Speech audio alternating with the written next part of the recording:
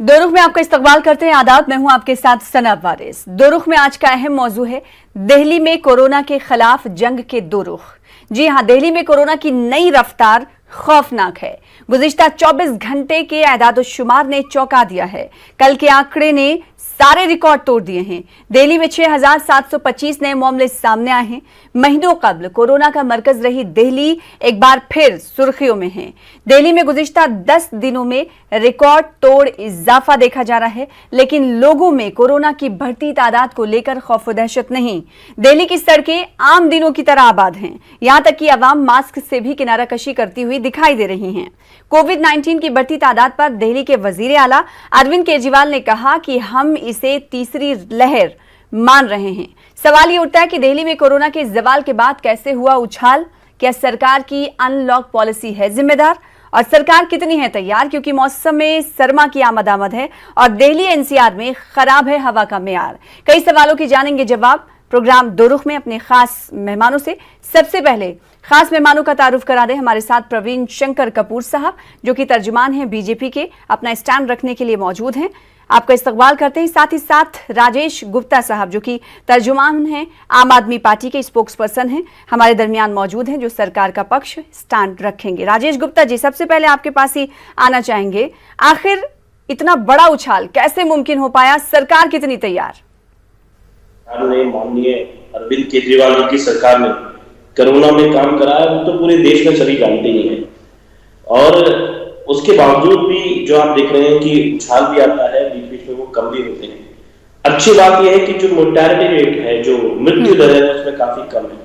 और पूरी दुनिया ने ये तारीफ करी है कि इस तरीके से होम आइसोलेशन का जो मॉडल माननीय मुख्यमंत्री जी ने अपनाया, उसके तरीके से हम लोगों के फोन जाते हैं। तो मीडिया के बड़े बड़े घरों ने भी इन बातों की तारीफ करी है, जिस तरीके से डॉक्टर्स फोन करते हैं, जिस तरीके से टेस्टिंग है दिल्ली में।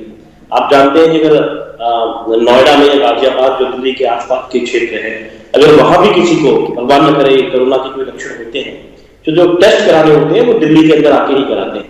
तो दिल्ली में ना बेड्स की कोई कमी है, ना टेस्टिंग फैसिलिटी की कोई कमी है, ना आईसीयू की कमी है, ना वेंटिलेटर्स की कमी है। हम भी मान रहे हैं कि जैसे कि माननीय स्वास्थ्य मंत्री जी ने कहा कि ये तीसरी लहर से मान सकते हैं, क्योंकि मौसम थोड़ा सा ठंडा हुआ है, उसके साथ में पॉल्यूशन भी दिल्ली के अंदर है, तो हम उसके ऊपर भी काम कर रहे हैं। आप देख रहे हैं कि रोज कुछ ना कुछ उसके ऊपर काम कर रहे हैं। राजेश गुप्ता जी, आपने जैसे कहा कि ज्यादा टेस्ट करा रहे हैं, इसलिए ये मुमकिन हो पाया है, इसलिए उछाल देखा जा रहा है। बिल्कुल, आप देखिए कि हमने कभी ये नहीं कहा कि टेस्ट ना हो। क्या इतना कह देने से पल्ला झाड़ लेना काफी है? नहीं, हम पल्ला कहां झाड़ रहे हैं? देखिए, अगर किसी को कोरोना हो जाता है, मुख्यमंत्री भी कॉन्टिन्यूसली कह रहे हैं कि इसके बचाव के लिए आपको बार बार हाथ धोने हैं, आपको मास्क पहनना है, सोशल डिस्टेंसिंग करनी है। दिल्ली में हर चीज का ध्यान रखा जा रहा है। जो कोरोना कहाँ रखा जा रहा है? ठीक है, सरकार कह रही है, लेकिन इंप्लीमेंट नहीं करवा पा रही ना राजेश गुप्ता जी।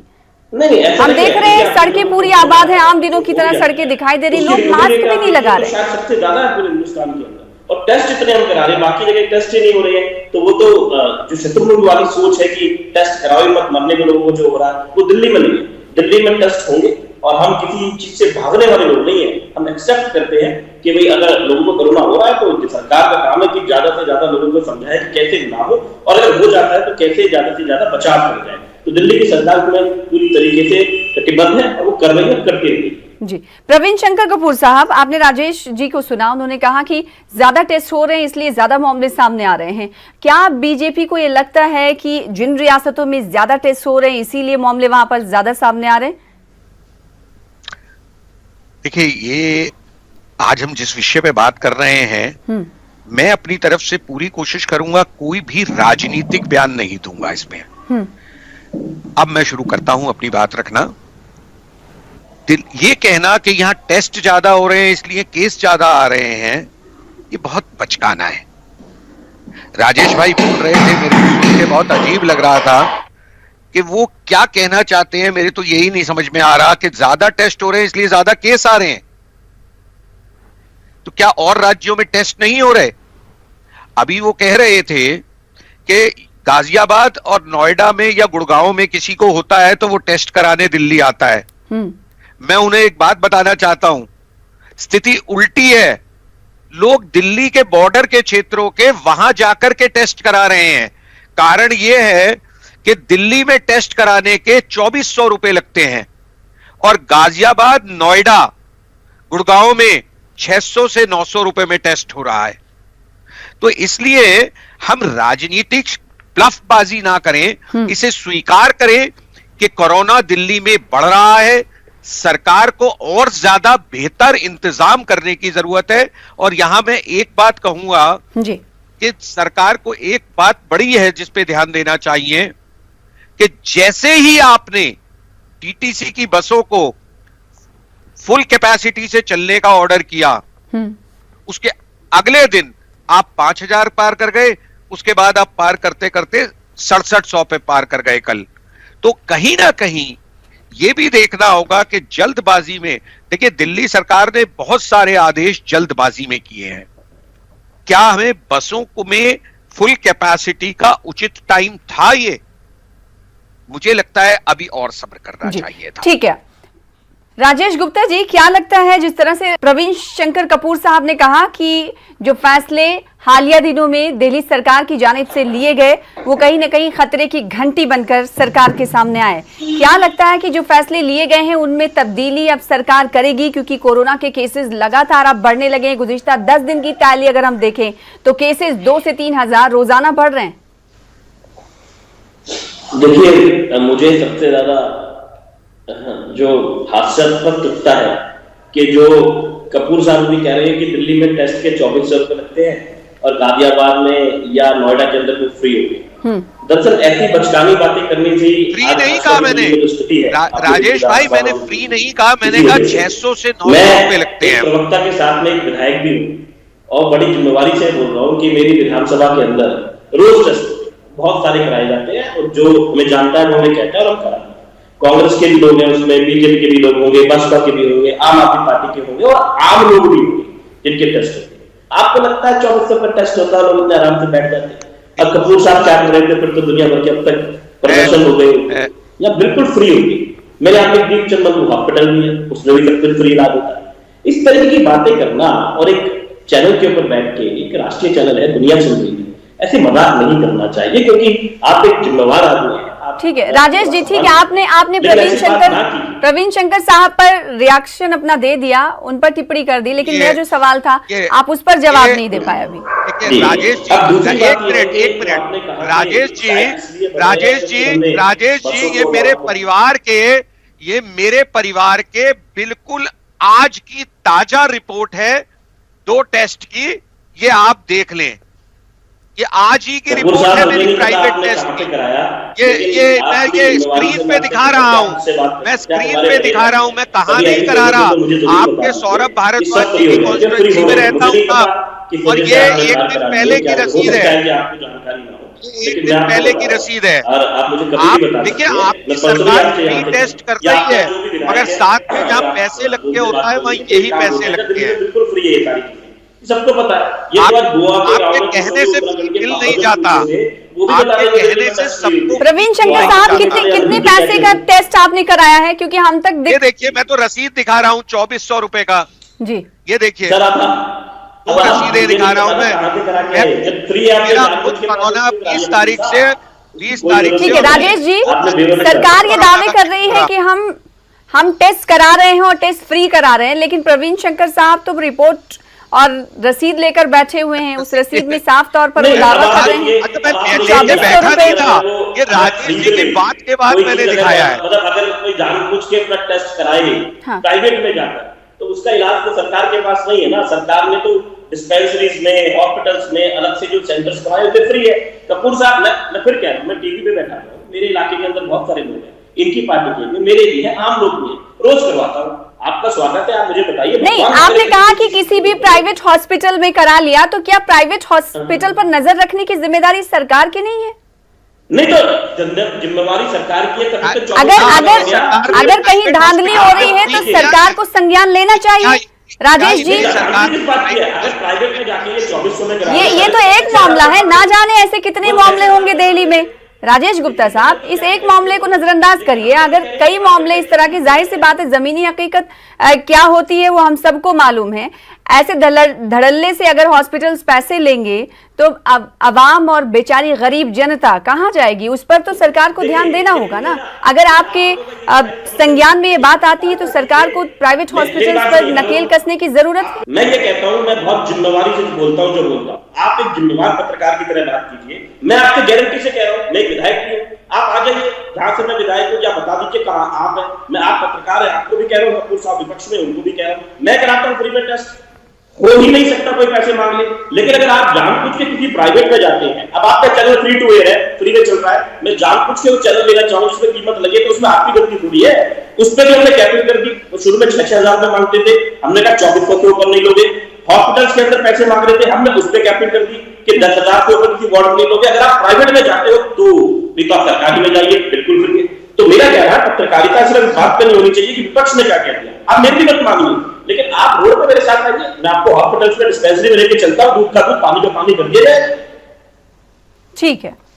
तो राजेश गुप्ता का ये कहना है कि सरकारी अस्पताल में अगर जाएंगे तो वहां पर सूरत हाल इसकी बरक्स होगी, पूरी तरीके से फ्री इलाज हो रहा है, टेस्ट हो रहा है। प्रवीण शंकर साहब, सरकार और वजीर आजम नरेंद्र मोदी कहते हैं जब तक दवाई नहीं तब तक ढिलाई नहीं, लेकिन सवाल ये उठता है कि जब तक तैयारी नहीं तब तक ढिलाई वाली बात क्यों नहीं होती है? क्योंकि आप तो केंद्र में हैं। बिल्कुल ठीक बात कह रही हैं आप कि जब तक तैयारी नहीं तब तक ढिलाई नहीं। हम अभी दिल्ली में कम से कम पूरी तरीके से प्रिपेयर्ड नहीं है। बाजारों में भीड़ बहुत ज्यादा है। मैं तो खैर 20 तारीख से और आज तक घर में रहा हूं, इसलिए मैं अपनी आंखों से देखा हुआ नहीं कह सकता, मगर दिन भर फोनों पे पता लगता है, अखबार टीवी नहीं तो दिल्ली सिर्फ दिल्ली सरकार की नहीं ना प्रवीण शंकर साहब। देखिए, दिल्ली केवल दिल्ली सरकार की हो ऐसा मैंने नहीं कहा, सरकार का भी है। मैं बिल्कुल नहीं कह रहा। मैं राजेश गुप्ता जी की तरह एक तरफा बात करने का आदी आदमी नहीं हूं। मेरा मानना है सभी सरकारों को, नगर निगमों को मिलके काम करने की जरूरत है। और मैं एक व्यक्ति के नाते ये कहता हूं, राजनीतिक दल के नुमाइंदे के नाते भी कहता हूं कि कहीं ना कहीं हमें एक लॉकडाउन ना सही मगर लॉकडाउन जैसी परिस्थिति का निर्माण करना पड़ेगा, वरना यूरोपीय देशों की तरह बहुत जल्द आप 8-10 दिन और टाल लेंगे, बहुत जल्द कंप्लीट लॉकडाउन का वक्त आएगा। ठीक है राजेश गुप्ता जी, अगर हम गुज़िश्ता महीनों की बात करें तो दिल्ली में हालात बहुत खराब हो गए थे और पिछले 10 दिनों पर अगर हम टैली पर नजर रखें तो लगातार केसेस दिल्ली में बढ़ रहे हैं। दिल्ली सरकार के सामने सिर्फ एक चुनौती कोरोना की नहीं है, पॉल्यूशन की चुनौती भी आपके सामने है। दो चुनौतियां एक साथ जब सामने आती हैं तो जाहिर सी बात है सरकार को बड़े मेजर स्टेप्स लेने पड़ते हैं। क्या सरकार तैयारी कर रही है? जैसा कि मैंने बताया कि अभी आपने देखा कि आदरणीय मुख्यमंत्री जी ने युद्ध, प्रदूषण के खिलाफ युद्ध है, उसकी शुरुआत करी। और सबसे पहला काम जो हमने करा वो दिल्ली में ये करा कि हम अगर गाड़ी रेड लाइट पर खड़ी होती है तो हमने लोगों से रिक्वेस्ट करी कि वो अपने इंजन को ऑफ करें और हर वार्ड लेवल तक हमने उसको चालू करा। उसके अलावा हमने अपने थर्मल जितने प्लांट्स थे उनको पहले ही बंद कर दिया। हमने ये कहा कि हमने पराली के लिए पहला ऐसा राज्य है जिसने किसानों को ये समझाया कि कैसे पराली के साथ में खाद भी बनाई जा सकती है। हमने ये भी कहा कि आसपास के जो हमारे स्टेट्स हैं वो किसानों को इंसेंटिव्स दें ताकि किसान पराली को जलाने की बजाय उन फैक्ट्रीज तक पहुंचाए, फैक्ट्रीज में भी रोजगार पैदा हो, आने जाने के साधनों में रोजगार पैदा हो और पराली के खाद बने, कार्बन बने, गस्ता बने, जो बन सकता है तो देश की इकॉनमी भी अच्छी होगी। तो हम वो सारे काम कर रहे हैं। साथ में 6 तारीख को अभी हम साइकिल रैली कर रहे हैं कि हम लोगों को समझाने की कोशिश कर रहे हैं कि जितना हो सके कि दिल्ली को हमने एक दूसरे पर नहीं डालना कि केंद्र सरकार ने क्या कर दिया, हमने क्या कर दिया। ये हमारी साझी प्रॉब्लम है, ये कॉमन प्रॉब्लम है, इसको हम सबसे मिलकर करना है। दूसरी बात के हवाले से क्या तैयारियां? कपूर साहब जो लॉकडाउन की कह रहे थे, मुझे नहीं लगता कि अभी ऐसे हालात है कि लॉकडाउन की बात करी जाए। आप देखेंगे हिंदुस्तान में कहीं भी लॉकडाउन नहीं है और बिहार में तो बिल्कुल नहीं है। जब चुनाव हो रहे हैं और जोरों शोरों से रैलियां हो रही है ना, लोगों को बुलाया जाता है, लोग खुद तो आ नहीं रहे आजकल रैलियों के अंदर, तो बुलाया जाता है, लोगों को ट्रकों में भर के लाया जा रहा है, लोगों को पैसे दिए जा रहे हैं। अभी गुजरात की अभी वीडियो आई थी, पैसे दिए जा रहे हैं, अभी चुनाव होने वाला आप कब तक इन्हीं बातों में उलझे रहेंगे राजेश बाबू? राजेश बाबू, कभी राजनीति से ऊपर उठकर भी बात करनी चाहिए। जो अमित शाह भी बंगाल जाने वाले हैं उसके ऊपर रोक लगाए पहले, क्योंकि आप कुछ करेंगे जनता से कुछ और उम्मीद करेंगे, ये संभव नहीं है। हम जो खुद चाहते हैं पहले अपने साथ करें, पहले खुद रोल मॉडल बने जनता से, फिर कहीं कुछ करने के लिए, है ना। तो इस तरीके की प्रवीण कपूर साहब, चुनाव लड़ेंगे और फिर लोगों इस बात से भी मुंह नहीं मोड़ा जा सकता कि कोरोना की भारी तादाद कहीं ना कहीं इलेक्शंस में देखने को मिल रही है। केसेस इसलिए और ज्यादा बढ़ रहे होंगे, इससे मुंह मोड़ा नहीं जा सकता, नजरअंदाज नहीं किया जा सकता। जिस पर आप तंज कर रहे थे राजेश गुप्ता जी पर, आखिर जब ऐसा है तो क्यों ना बात की जाए। मेरी बहन, बिहार का डाटा सबके सामने है। क्या बिहार में कोरोना की कोई वेव चल रही है? हर राज्य की अपनी परिस्थिति है। मैं फिर कहूंगा, मैं इस बहस में राजनीतिक दृष्टिकोण से कोई बात नहीं कर रहा। मैं भी मानता हूं कि चुनाव अगर टाले जा सकते होते तो टाले जाने चाहिए थे, मगर अब हो गए चुनाव, तो अमेरिका में भी हुए हैं चुनाव, तो इसलिए चुनाव टल नहीं सकते, उससे जुड़ी हुई राजनीतिक गतिविधियां टल नहीं सकती थी, संवैधानिक प्रक्रिया का भाग थी वो। अब उसमें रैली हुई, अब भाई रैली जिसकी ताकत थी उसने रैली कर ली। आपकी ताकत होती तो आप भी बिहार में चुनाव लड़ रहे होते। आप क्या दिल्ली में राजनीतिक कार्य नहीं कर रहे राजेश भाई? क्या आप नहीं कर रहे अपनी राजनीतिक गतिविधियां? क्या आपकी नगर निगम, आपके लोगों ने नगर निगम के बाहर अभी 8-6 दिन पहले प्रदर्शन किया बिना जरूरत किया? क्यों किया? क्योंकि आपको लगा कि आपकी जरूरी है। तनख्वाह नहीं देंगे, अगर आप अरे आप छोड़ दीजिए, मुद्दा छोड़ दीजिए, आप बात कर रहे थे ना, तो आप बन जाते, हमसे बदले में नोट ले लो, आप बन जाते रोल मॉडल। हमने चुनावी रैली नहीं करी है। कहना बहुत आसान होता है, कहना बहुत आसान होता है राजेश भाई। हमारे ऊपर भी दिवाली आई है और आप आइए एक मौका है, दिल्ली परेशान है, आइए एक मौका है, परेशान है, हम सब मिलके काम करते हैं। आइए एक मौका है, दिल्ली परेशान है, हम सब मिलके काम करते हैं। राजेश जी, कपूर साहब, मुख्यमंत्री जी ने कहा ये हुआ बार-बार, डेंगू में भी हम साथ थे। राजेश जी, प्रवीण साहब ने काफी अच्छी बात कही कि ऐसा मौका है जिससे आवाम परेशान है, हम सब परेशान है, दिल्ली परेशान है, तो आइए सब मिल बैठकर बात करते हैं। मेरा सवाल कुछ देर पहले आपसे यही था कि जब केसेस बढ़ रहे हैं तो सरकारों को भी अपने लिए गए फैसले पर नजरसानी यानी दोबारा उस पर गौर करने की जरूरत हो जाती है।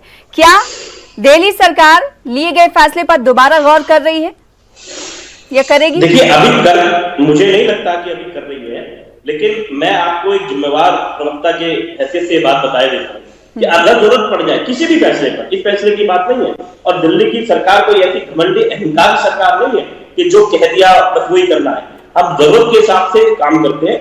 हमने लॉकडाउन लगाया, हिंदुस्तान में सबसे पहले लगाया, लेकिन क्या सरकार को नहीं लगता कि खतरे की घंटी बज चुकी है? आगे आने वाले दिनों में 8 से 10 दिनों में ज्यादा केसेस सामने अगर आ जाएंगे तो फिर क्या करेंगे?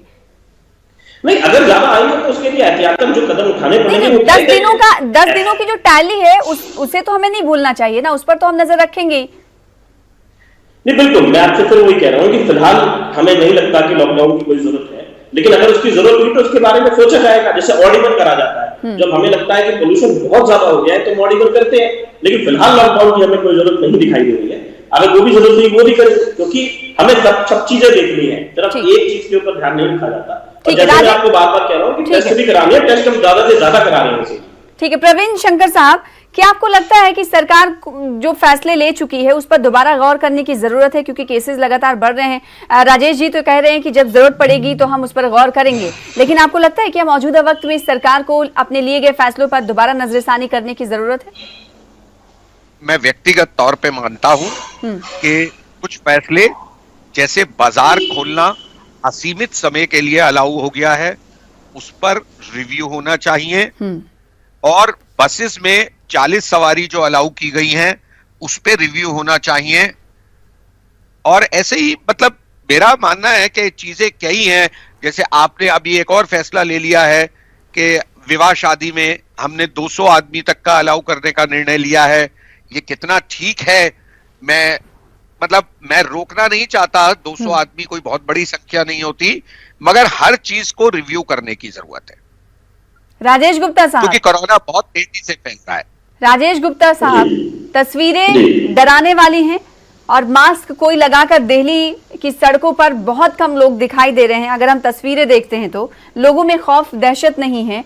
सरकार को बार बार, क्या आपको नहीं लगता कि इसका इम्प्लीमेंटेशन कराना चाहिए?